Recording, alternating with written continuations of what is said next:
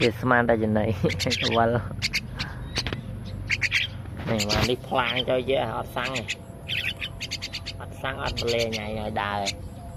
អានេះប្រឡែងមិញនោះអាពួកអារិចក្រហមដេញចឹករត់នោះទៅដល់ដីគេនោះដល់ឡើងដើមត្រួយក្រហម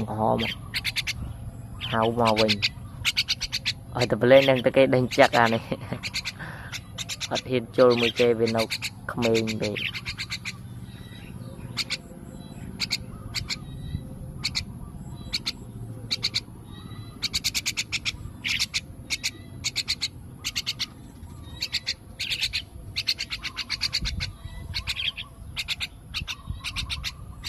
ឡង